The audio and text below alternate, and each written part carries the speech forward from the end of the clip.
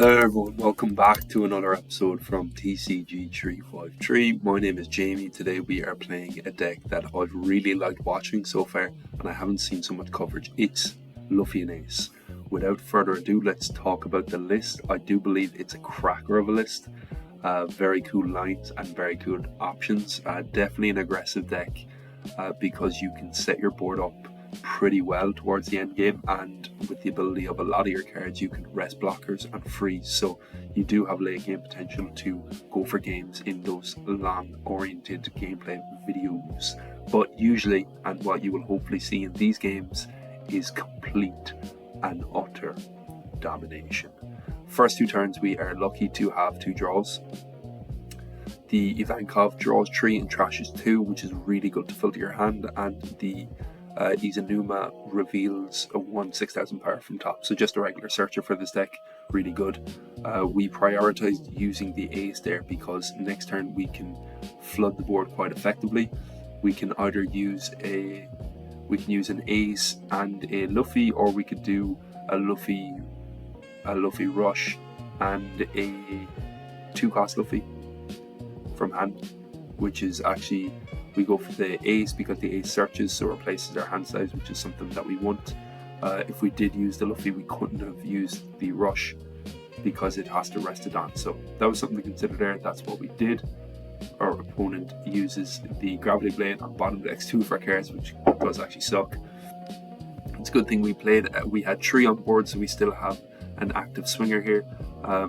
We are definitely tempted to use the freeze event, and now we are considering what to do with it. So it will be 3 Don for that, be 2 Don for Luffy, and then that would leave us with 4 Don left, so we can play out the Rush Luffy but not get it to rush because we don't have a rested Don for it. Probably the line. And here we use the rest easily enough, or the freeze, and rather than using all that nonsense, we actually go and bounce in the Ivankov back to hand and play out the Luffy. The reason we play out the Luffy, I know it only costs 2 Don to play out, so it might be better to have it in hand. The reason we use it there is because using 1, the green Luffy in hand is a rush card, so we can use it next turn anyway, and 2, it's good to have that as like a kind of shock factor against opponents. So that's the reason, pretty much. Here our opponent has set up a lot of blockers, but that's fine. We're going to swing into their life, and here they give us an event. And now I think the right move might be to pivot the board, especially to get rid of that 5k character, and I think that is what we do. They let it go, happily enough, and here we have 2 more 7k swings if we want to use them. We'll just swing 6 into Navi and see what happens. See what they trigger out. They use a Shaku Yaku, I think is what that card is called, which draws 3, trashes 2, and filtered out. I think that's net good for us, to be honest, because the Shaku is a 2k in hand, and also we know what the top of their life is, which is good information to have. Our opponent swings 6 at us at the start. We are just going to give them 1k for that, and they use the Teach ability to heal, leaving a Don standing. That Don standing, in my opinion, would be a what are they called? The freeze event that Bo Hancock does use. Here we swing 7 and choose not to rest a blocker, which I don't understand why that is. But look, not understanding is half the battle. That's not a saying, don't listen to me. And here we will swing with Inazuma, hopefully get the last life, or else get the last blocker, and we get the last blocker. We leave a Don standing for event, and we have 5 2ks in hand, so 10k counter, and one of the 3-cost events with a blocker, so we are actually in a very good spot. What if our opponent did have the 2-cost unblockable 7 Warlords of the Sea? It would have been 2, 4, 6, 8, 10, 16, 3, 19k, and then we would have had to have drawn into a 2k counter from top of life, which we didn't. So they actually would have got the game if they had that event just by 1k counter, but they didn't, so happy out, no worries there.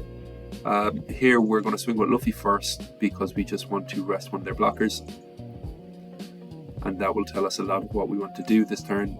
They use the can't attack event. We play out a Moby Dick, which is a generic searcher, like searches anything you want, and here we swing 8 and rest another blocker and swing 8 again. We had a 6 to finish off as well if it did come to that, but there was no need. Good game to our opponent. That was the perfect card to fight at the end. I'm not sure if we would have survived otherwise. Maybe they could have used, they probably could have just spread the game out even longer and gone with a boa to heal and that sort of thing. But thankfully we got the most epic top deck possible, and that Moby Dick Searcher is really, really strong. You saw it helped us go for lethal that game, and it also helped us get lethal, because if your leader is White-Beard Pirates, it searches top 3 of any card. It's not cost restricted, it's not type restricted, it just searches. So really, really good. Here we'll reveal 2 of our cards.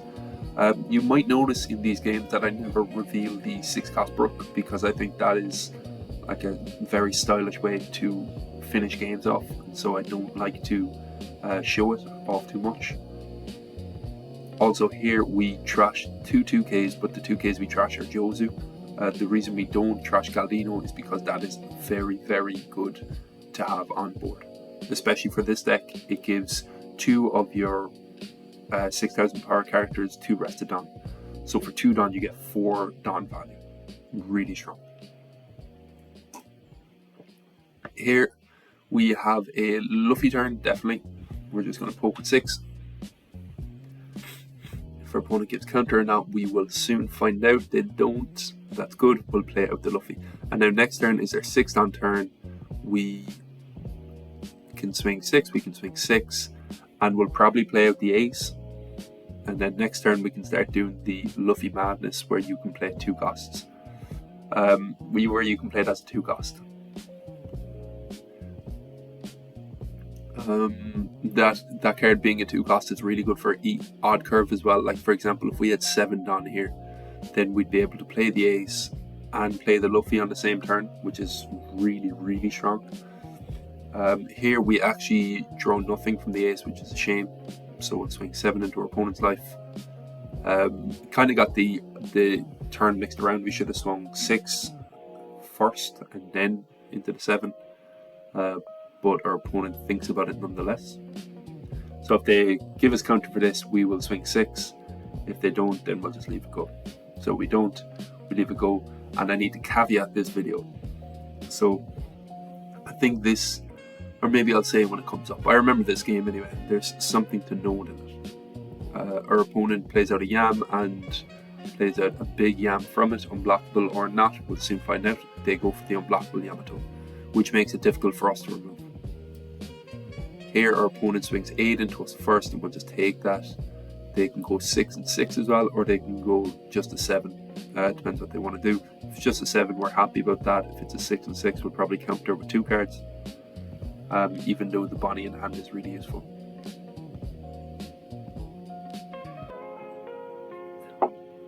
Our opponent doesn't swing, so they choose to keep their card standing. We're on 8 Don here. But the Moby Dick isn't coming in too useful at the moment as a searcher, so we're just going to poke first, swing a bunch of 6s, play out the what's that card called? Bonnie, which is really, really useful, and gain an active Don. So here we go. Now the Moby Dick can come online, and we'll swing 6 at the end. Actually, we'll swing 7. We'll trash the Moby Dick. Swing 7 into our opponent's leader. They don't have a blocker, so they'll have to give us 2 cards for counter, or they can take. If they take, it'll spell a bit of trouble for them next turn, because I have the Brook, and the Brook will allow me to restand the card. We also go into 10 Don next turn, so it can be like 4 6k swings and then 1 10k swing, or 2 10k swings, which is really, really good. And we can also rest a blocker or rest a Don, whoever we want to do that.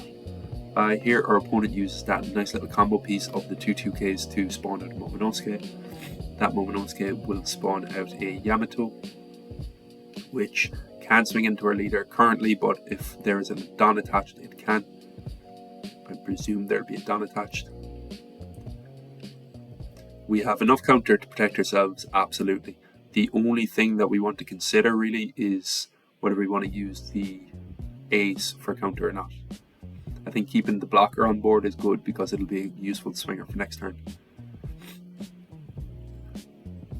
And our opponent swings 8, and we'll take that. Our opponent swings 8, and we will give them counter for that, just the 3k counter there, and swing 7, and we will, since we have kind of like our ideal pieces, we consider taking the last one, thinking that we're going to go for game next, but we don't. I think our opponent used 2 ground debts there in the last turn, and if so, then this game may have gone very differently. But for what it's worth, so far it's looking okay. We swung 6, and then we'll swing 7. They give us a 2k, and they give us a 2 and a 1. Swing a 7 again, and they give us 2 and a 1. Yeah, it probably, yeah, the lethal here would have been a different line definitely if our opponent hadn't used the or had used the ground debt. I mean, with the ground debt we still could have froze 1 down, but it would have been a different situation how we had done it. Here as well, I want to point out that we actually probably could have used 2 Galdinos here for more value that way, but we didn't. Our opponent was bricked up with Kinemon, but they did have a ground debt, so if they only had 1 down up, they could have countered out of that one, but we would have been able to crack the Brook and swing again for AK. So it would have been the same result, actually, if they hadn't trashed those 2 ground debts, which I just don't understand why they did. But maybe we wouldn't have been as incentivized to go for game, since they would have had a higher card advantage. So sometimes your best bluff is having cards in hand, and also, you know, our opponent maybe misclicked twice. I'm not sure. Let's go into this game now up against Red Shanks. I hope you guys like that I match up against these meta picks as well. It could be that you want to see more off meta picks just for some interesting gameplay, which if you do let me know definitely. But for the time being, I'll keep doing how it works here because I think it is just good, I guess. Yeah, our opponent takes 6 at the start, takes a 6k swing. There's no point in swinging 5 because. There's no point in swinging 5, and the reason is because they have leader ability ready. So we just leave 3 down standing. There's nothing we can do with it. We are on 5 down now, so here we'll see what our opponent wants to do. See what we want to do as well. We could swing 7, which would mean that they'd have to give us a card from trash. Here they can just give us leader ability and block, which is fair enough. And we will play out the Ace to search a Luffy. That blocker rush Luffy will definitely come in handy here because that Shanks is one of the most, in my opinion, actually probably the strongest card in this deck, in the Shanks deck. Opponent swings 7 into us and 6. We'll counter with the 6. We'll take the 7, and here we have 7 non. And what we want to do with it is to swing all in the Shanks definitely. We don't need to use the Rush Luffy anymore because the Shanks is already rested, so there's no point. And here I'm actually willing to sacrifice a whole turn to get rid of that Shanks because I know after a while when the game goes on, it being able to trash bricks for a 2k counter is so frustrating. And here what they do is they give us counter in hand. They give us the leader ability and they give us the Shanks ability. So pretty confident that we're able to take it out with an AK swing. We can, it's gone, and here we have 4 down, but that means we can play out 2 Luffys, so still an incredibly strong turn for 7 down. The only bad thing about using these Luffys is that you have to constantly tick out of these leader ability questions. Here 9 down, I think playing out a Brook would be nice because we can rest their blocker and swing into it. They just let it go.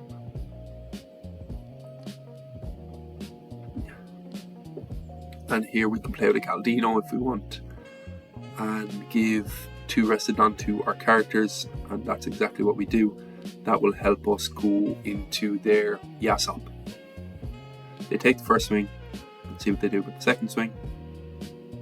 If they take this or not. Our opponent has 2 down standing and I don't know what that does. So I'm just going to go for the line that we wanted to anyway, and that's the Yasop. And that means that we can't swing in, or we could swing 6 into the Yasop again, but it would be easy for them to counter. So we swing 6 into their leader instead, which would be more difficult for them to counter because they need 2k from that.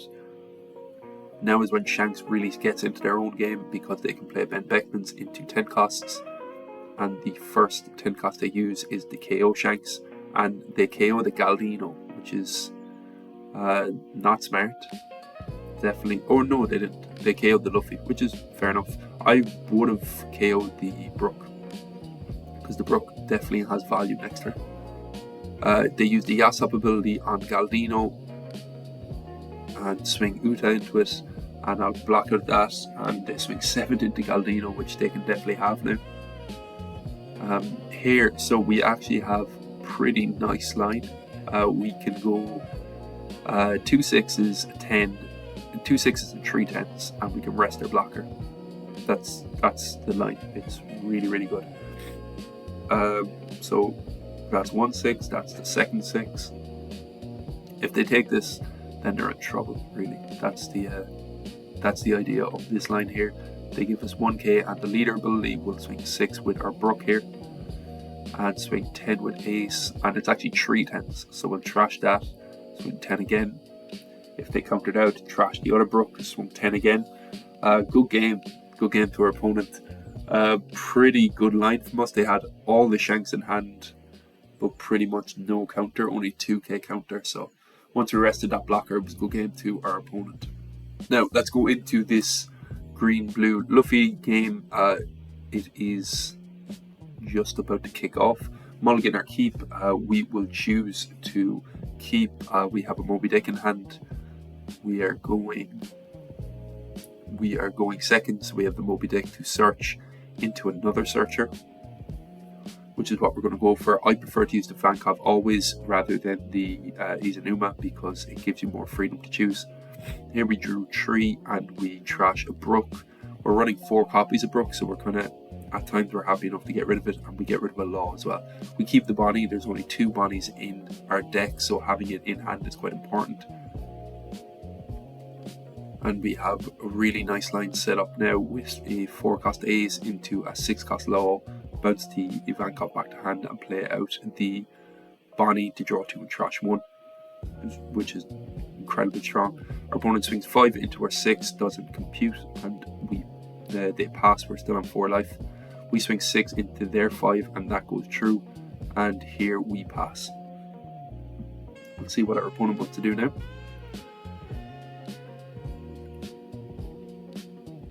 They're thinking about it, I guess. No, they use the Galdino. So this Galdino can rest a guard. Excuse me. And if our opponent has a Luffy and a Galdino on the board, then they can freeze 6 cost or less. So that's what happens. They actually don't need to rest it. I think they can just freeze it, but I could be wrong there, so you could correct me there. We'll swing 2 into their 0, they let that go. We have the reminder opponent that we're a 6k leader, which is all well and good.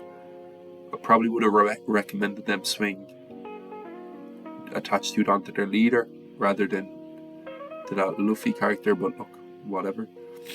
And we've passed the turn now, so we've cleared out a bit of their board, so they don't really have the access to that event as easily as what they would have last time. But they are just 1 5 cost buggy away from it, so it's never really there fully. You're never fully safe from that event actually. They use the Galdino and draw 2 from it and rest, or then they freeze one of my characters, as in it cannot attack. They're choosing which one now, and they choose the Law. Here they play out a bond play. Wow, my brain is going flat. They play out a bond play. Draw a card with that. We don't know what they drew into, but they definitely use a hammer rifle, and you've noticed there, yeah, it's up to one of your opponent's rested characters, can't attack. So them using the Galdino last turn was necessary for them to get that leader ability off. Here they use the Ivankov to draw a card and swing 6, and that was all well and good. We let that go through. We'll swing 6 into the Ivankov now, and I presume our opponent's going to give us that, and they do. swing 6 into our opponent's life. And here we can play out a Luffy, and we can play out a Bonnie if we choose to, which we do. Draw 2, trash 1, and I think trashing one of the events would probably be best, especially the freeze one. We'll set one of our non as active, and we'll pass. Yeah, I think that's pretty good. I mean, if we use the bounce law to bounce a card back to hand, then we wouldn't have been able to. Yeah, we would have bounced the card back to hand, and we just would have had either like a brick or maybe another ace, but we have ace in hand already. Our hand is, however, pretty bricky, so we're thankful that we have Don up for events. Here, our opponent uses a 3 sword style to rest 2 of our characters and uses a Luna to freeze the rest of our board. So we only have 1 character standing now, and that is Luffy. Our opponent swings 8 into our life. And they have 2 Don left, which they will either save for events or they will attach to leader. They attach 1 Don to leader, and we'll give them 1k counter for that. I don't think the ace will come up next turn, so it's pretty okay to get rid of it there. And now we do have, we don't really have so many options, no, but what we can do is get rid of that Bonclay. That's definitely the choice. It's a shame that whatever we play now on the board, we will have to bounce back to hand, or we will have to replace, so we can't effectively bounce things back to hand. However, we will play out 2 aces, not use leader ability, not use the rush ability on them. We'll just play them out just to have 2 characters standing, and we will attach it down to our leader and not swing. Now, why we didn't swing there, I'm not too sure. I understand the 1 cost event, or leaving the 2 down up for 1 cost event, but swinging there probably would have been more optimal. So that would have been wise. Here they revealed the bond play with the 1 cost Luffy and play it out immediately, draw a card with that. And so now currently they have a 4 cost. Yeah, they have a 4 cost. What's that guy? Crocodile on the board, and they bounce a Galdino back to hand to play it out again and rest another card. Rest one of my blocker Luffys and swing and have another Luna in hand, so they freeze pretty much all my board again. So much for my efforts to protect myself. So we can't really go for lethal now because we don't have another rush character in hand, but we can't freeze their blocker Croc, which is good. We'll play out the law, bounce the. We'll just decide on what card we want to bounce back to hand, and we'll choose the Bonnie so that we can draw 2 trash 1. We had a Bonnie in hand anyway, but it's good to have counter here. We'll swing 6 into 4, and they give us counter for that, and then we'll just freeze the last 2 cards that they have. So here, what can our opponent do? They can swing a few times, to be fair. By attaching just 2 Don, they can swing 7 and 6, which we would have counter for.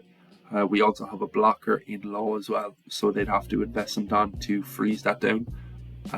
They have the option here. They use the Luffy, but they get the sequencing wrong. My law is not a blocker just yet, so it doesn't get frozen. They have to take me down to 1 life for that law to become a blocker. Here now our opponent sort of thinks of going for game. Because they played the Luffy down, they have to attach 2 Don to become 6k. Now our law is a blocker. If our opponent swings 4 or attaches 4 to leader, then we just counter with an event and a 2k, or just a 1k, so that we could have everything standing up, and our opponent says GG. Now I looked over this tape afterwards, and if they had kept 2 Don up for Champion Rifle, it would have been fine. We would have swung with the blocker Luffy with 1 Don 7 and rested their Croc, and then they would have had to give us 2 Champion Rifles for that, which would have been fine. They would have bounced 2 cards back to hand, but they would have only had 1 card in hand, and we would have had 2 swingers, so we could have easily marked them out like a 7 and a 13, you know. So good game to our opponent. Really enjoyed this deck, actually. A lot of fun. I think running 4 copies of Brook is a more fun version of this deck, because you can do really cool lines like you saw earlier in this video. Also, the Bonnie is very useful, and having 6 cost law is strong as well. So a lot of combo potential, a lot of strength in this deck. I did come up against a blue-red Ace that was able to chain 7-cost Zoros, and that pretty much did a lot against me. To be honest, if your opponent becomes AK, it's hard to play as this leader, especially that with your leader ability, the Zoro can rush into characters. That is the only matchup that I noticed while playing this that I thought, wow, this is hard. But also my opponent got 3 back-to-back 7-cost Zoros, so that is also just good for them. Thanks so much for watching. I hope you did enjoy it. I hope you enjoyed watching this. I don't know if this deck is rogue, but it definitely isn't regarded as top meta. It was very enjoyable to play. It was a lot of fun. I think if you play red, you'll really appreciate it, and it has enough green tools that will satisfy that if you're a green player. Thanks very much for watching. Please do consider subscribing, and I hope to see you in the next video. Bye now.